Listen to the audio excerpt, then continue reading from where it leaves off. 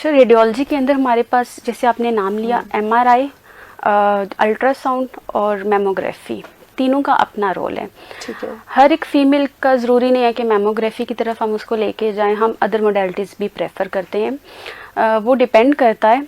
अगर एक pregnant female आपके पास आ जाती है तो बजाय इसके कि आप उसको रेडिएशन दें, अल्ट्रासाउंड एक सेफ ऑप्शन है।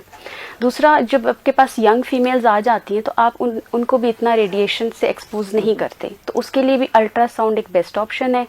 थर्ड, जो यंग टिश्यू होता है उसमें जो ब्रेस्ट टिश्यू है बहुत डेंस होता है, तो हम जो यंग फीमेल्स हैं और मेमोग्राफी जो है उसमें ये ऑब्सक्योर हो सकता है डेंस टिश्यू ज़्यादा होने की वजह से, तो हम उनमें भी अल्ट्रासाउंड की तरफ जाते हैं। वैसे स्क्रीनिंग पर्पसेस के लिए हम मेमोग्राफी रेकमेंड करते हैं, लेकिन एमआरआई हम उन केसेस में करते हैं कि जब एक फीमेल है और वो हाई रिस्क पे है।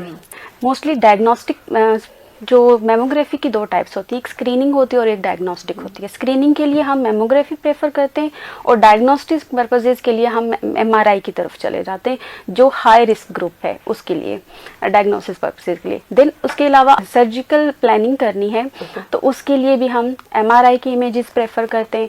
उसके अलावा कुछ पेशेंट ऐसे होते हैं लाइक उनमें ब्रेस्ट टिश्यू रिमूव कर दिया गया, सर्जरी हो गई, उससे स्कार बन जाता है, ठीक है।